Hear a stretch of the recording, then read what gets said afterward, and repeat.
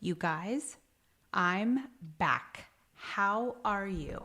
Today we are going to get so raw, so real, so nasty. Okay, probably not nasty, but we like to keep it cute around here and professional. So, you guys, I am here to kind of give you a life check in. I had interviewed some of you guys or polled you on Instagram and basically said, who here wants to hear a little bit of lifestyle type episodes? And you guys said that you wanted lifestyle and business. And it has been a minute since we sat here and just shot yeah. You know, it's been a while since we just kind of hung out. And you know something? I have to tell you guys, the last year has just been a whirlwind. So I am going to take a pause and we are going to sit here and we are going to catch up like the old girlfriends we are. Maybe even some guys. So, okay, we are recording this the day before something huge, which I will get to. So you definitely want to hear the entire episode because I'm going to give you guys, I'm spilling it. All right. So you guys, a year ago, I had released my podcast in quarantine 1 year ago, not to the day, a couple weeks after. So a little bit over a year. And initially the podcast started off as like a passion project, and it came from this place of just like really wanting to find my voice and share my voice. And I always say it started off as a form of expression, just after being locked down in quarantine and not seeing anyone, not interacting. But you have to understand something I haven't spoken about, and we're going to get into more when my friend Rachel comes on. But you have to understand when we were in quarantine, I was still in my corporate job. And so when I went to launch my podcast last year, I actually had to get approval from my former employer. And turned out that it was totally fine to go ahead and talk about anything I wanted, but if I wanted to talk about anything like more business related, which I have a lot to say in the business side of the house, I was going to have to essentially get it approved all the way up through the office of the general counsel and multiple layers of my bosses. And it was just going to be a whole thing. So I basically kind of initially started the podcast and I kept it all lifestyle, all light, bright, and fluffy. And then over a period of time, I started to feel like, I don't know, like I was being pulled deeper and deeper into this online business world. And I kind of like almost accidentally uncovered the entire online business space that I had never been exposed to. Previously my impression of online businesses was a bunch of influencers taking selfies of, themselves on a jet or, in a bikini. And I just thought it was like for the Kylie Jenners of the world. And by the way, no offense to Kylie Jenner, but just of that generation. And, the more I started to embark on this just kind of free-form exploration of the online business space, I started to meet these incredible women and really, really bright women. And I started to just understand that there is a whole game out there. There is a whole game out there. And the rules of the game have changed since I launched my career and since I grew up. And I didn't even really realize it. It sounds crazy because it's been happening this whole time. It's not like the internet just started, right? But it just feels like what happened over the last year was that I realized for the first time that the rules of the game had changed as I had known it. So when I was growing up and when people my age, when we were all growing up, the message from my parents was, in order to be successful, you have to get an amazing education so that you can get an amazing job and live a life of abundance. So I have killed myself to make sure that I put myself through business school. And, I did not grow up wealthy. We didn't grow up like super poor or anything, but just very like middle class and just very much all about hard work. So anyway, I ended up working for a major organization for 9 years in management consulting after business school at USC and had the most insane career. It was so powerful. I found myself in boardrooms with so many brilliant minds and hardworking people, so many accomplished and knowledgeable humans. And I just learned so much about, technical things, but also about leadership and communication and just emotional intelligence and things that we had kind of talked about in business school, but I didn't really, really get it until I saw what good leadership looked like and bad leadership looked like. There were so many bad leaders. But I learned a lot, and I learned a lot of technical skills. I learned a lot of business strategy and played with the big boys for a long time. And it's been amazing. But over the last year, as I started to uncover what it means to have your own brand and your own company, I started to feel trapped in my corporate job, and I started to feel suffocated. And I kept saying to my family, it feels like I have a business that's trapped inside of me. And it was just the weirdest feeling. And so I was doing my corporate job, but then I started to work with a mentor of mine who totally knows the game. And she's like, oh yeah, there's a formula to having a personal brand. And she's like, you need to have a branding photo shoot and a website, and you can do courses. And I was like, oh my God, like just mind blown by the entire experience. So I started to invest in courses, and I actually went off and, you guys, forced myself to learn everything soup to nuts. I kid you not, every single function that I could possibly think of in the online game, I went off and started learning it myself. So everything from learning I literally built my entire website. And then at the last step, I had somebody transfer it over because I was afraid to transfer it over. I actually built 2 different websites because my first one was so bad, the diamonds and coconuts, it was so crazy bad that, I took that down and decided to launch Kimberly Inc.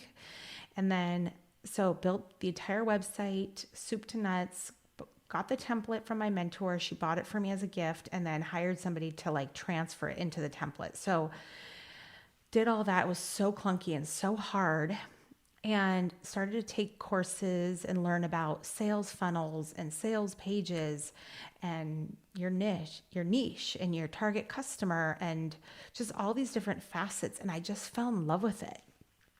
And so I just knew at that time that, you know what, there's more that I have to give. Sorry, my headphones kind of got messed up. So I just knew that there was going to be no looking back. I was not going to go, because my stint was going to end and I was going to go back to traveling for my corporate job. And I just knew, I'm not going to leave my family anymore. You guys have to understand, I was on the road traveling every single day, 5 days a week for the last 9 years, all over the country to all these different clients, which I absolutely loved. And when I had Charlotte, I actually left her at 3 months with our nanny and was on the road to the Midwest every single week, back and forth, and was gone 5 days a week for a year. And they wanted me to continue that. And I just was like, I can't do it anymore.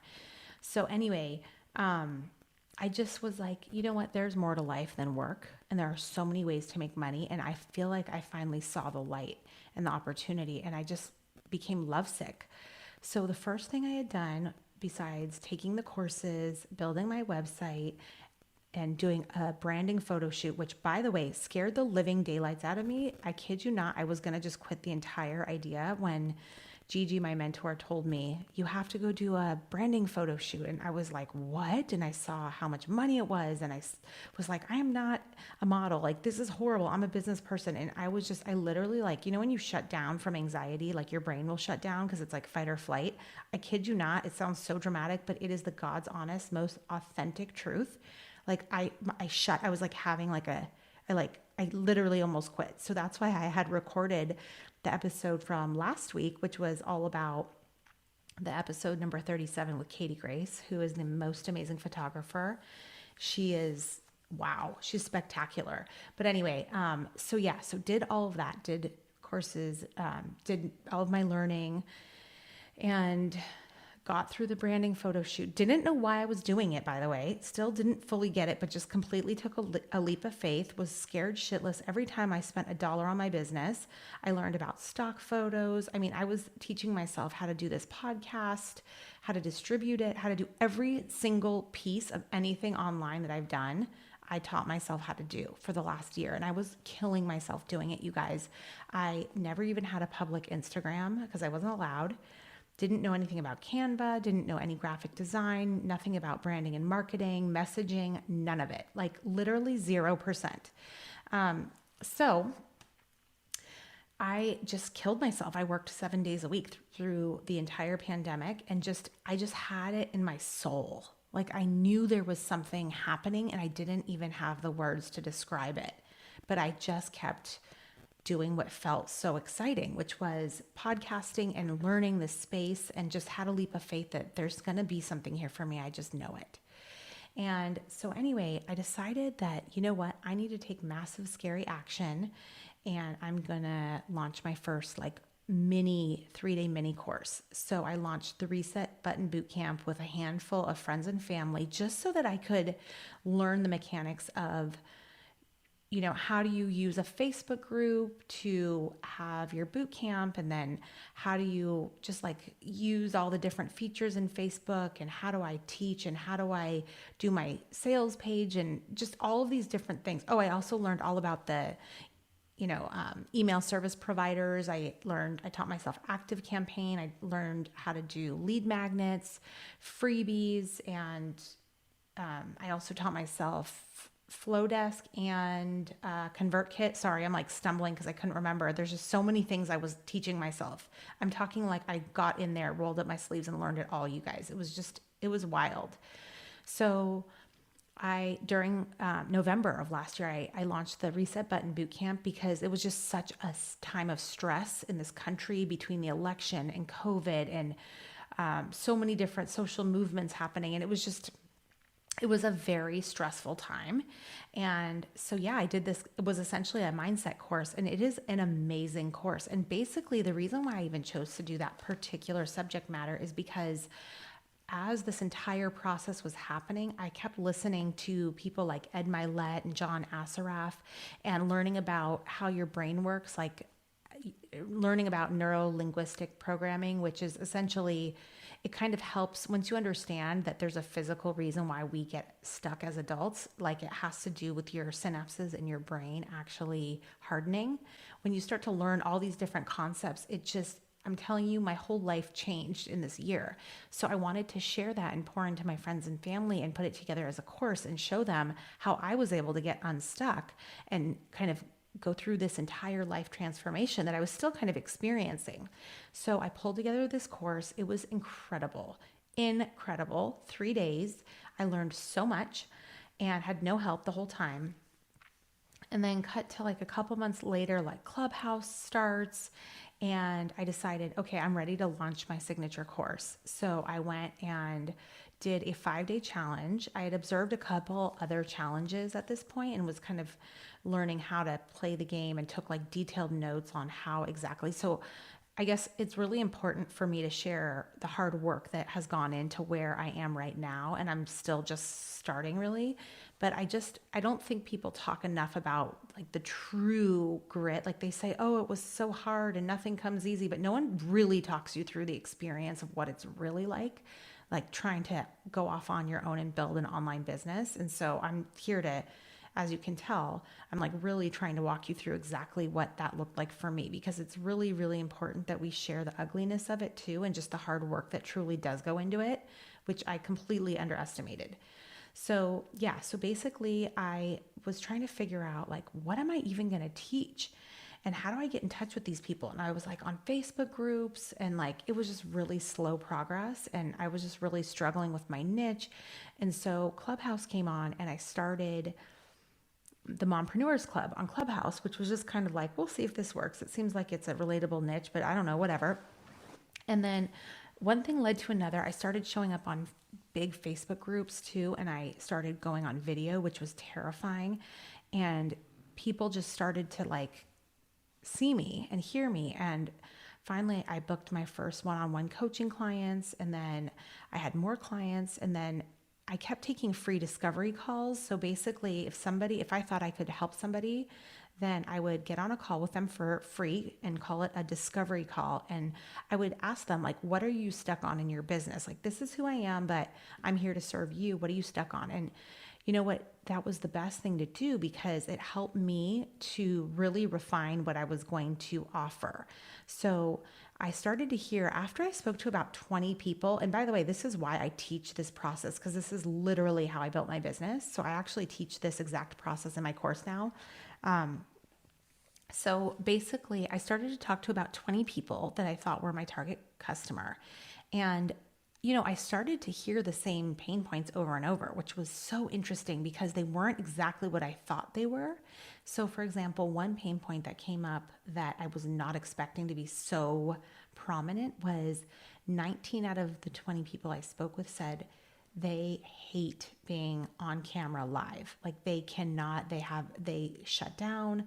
And I was just like, that is not okay because no one's going to ever connect with you.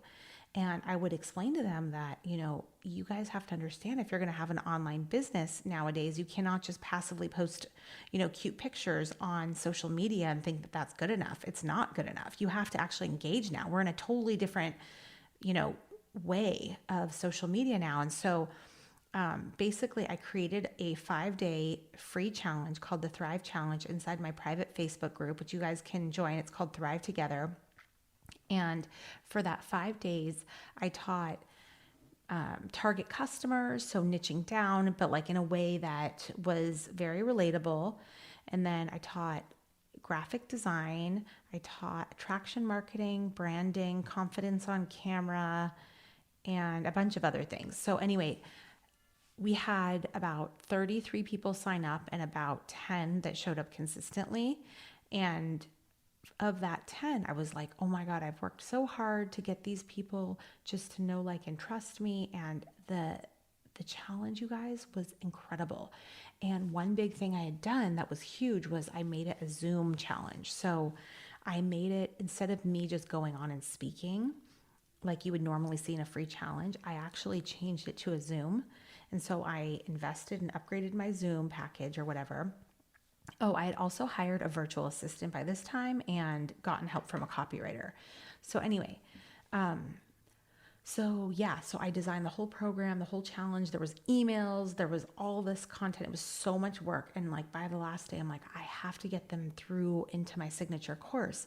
And the signature course took me many, many iterations of like sales pages. Like none of this was easy. Like none of it. I was making up every single piece of it. And it was very frustrating, the whole experience, because it's very frustrating when you don't have clarity yet in your business of like exactly what you're offering and who you are and how you serve. And when you're like showing up every day and you're paying money for your business, but you're not making any money yet, it's just a very tedious, challenging environment. But nonetheless, I kept going anyway. And long story short, I ended up getting all of those women into my signature course, which was the Thrive Academy, and it was 8 weeks.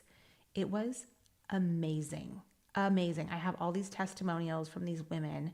There are all these incredible women, female entrepreneurs that are trying to either build or scale their businesses, and they just needed support in one way or another in their online business. And we just went through, oh my God, I'm not going to lie, it was very intense. Like I gave a lot of information. It's one of those courses that it's like you probably got a good amount, but like you have to go back and rewatch it because you probably weren't ready for all of it because it was that meaty. It was definitely not a fluffy course.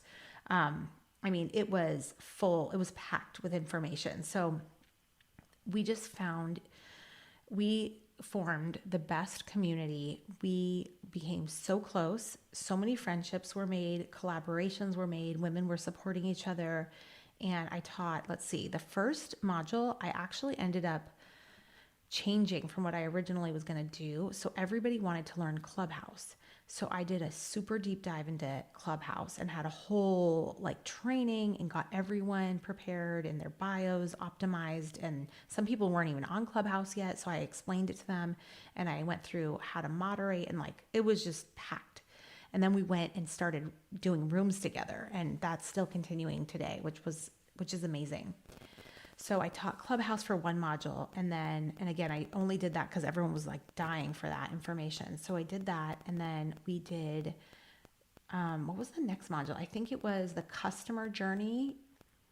So, oh no, it was the building blocks of the online business space. So I talked about the 5 pillars that I see in the online business space. So here's the thing. During this whole journey, I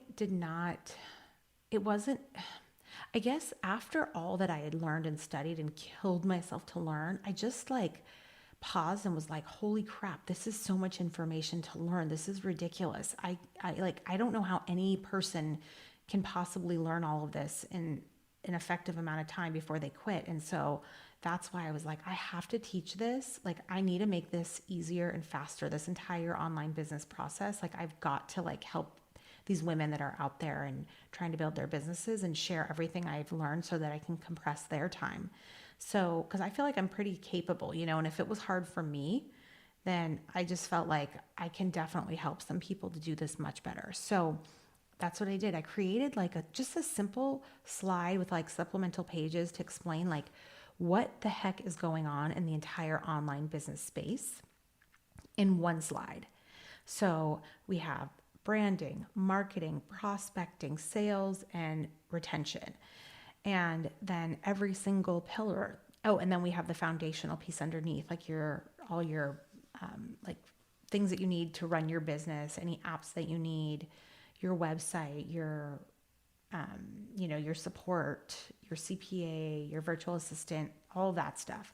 So what we did was we spent time kind of going through every single activity that you'll see in the online business space, and me kind of walking you through what pillar. So as you go through branding, like what activities are branding and how are those different than the marketing activities? And then once you've done those two things, how do you then start converting, and monetizing and getting customers through the door? Like, there's just so much going on, And so I'm really proud of that slide because I'm very visual and I wanted to help people understand it easier. So we also talked about the value and the role that money plays in your business and the mindset around that, talking about how business is the fuel to your business and that it's not a dirty thing to like need money in your business, because it is literally the fuel to run it in order to have a healthy business, is to be profitable. And, I just feel like, especially as women, we're kind of taught to like not talk about money and not ask for money. And, we hate being like hard sold. And so we talked all about, so like a couple modules later, we actually talked all about how to sell in a way that is not icky and salesy, which is a huge deal for women, I feel like. So we talked about your customer journey and just all this stuff. I mean, it went on and on. It was 8 weeks and we met once a week, and I will probably launch it again I don't know when. It's a big effort on my part, but that was just probably the most amazing experience that I've had so far, aside from doing my podcast, which I love. So anyway, so then wrapped the signature course, finally had quit my corporate job, which I'm not going to talk too much about right now because I'm going to talk all about that in another episode.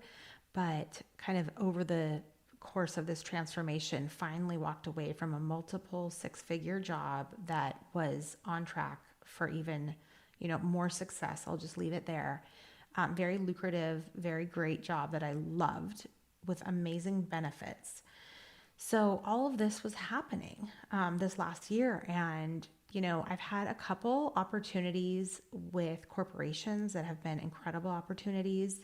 Right now, I'm just kind of in a place of pausing because I want my next move to be I just want to be really sure about what I'm doing next. Like, do I want to continue on with my coaching? I definitely will, but like in what capacity? I definitely realize I need to be working with more high ticket, high volume type. I need to make this, in order for me to have a successful business, I need to make sure that I am making the best use of my time so that I'm being optimized and my time is being optimized so that it's actually worth it for me. So I'm just kind of taking a pause, not putting pressure on anything, and just kind of taking like 4 to 6 weeks off.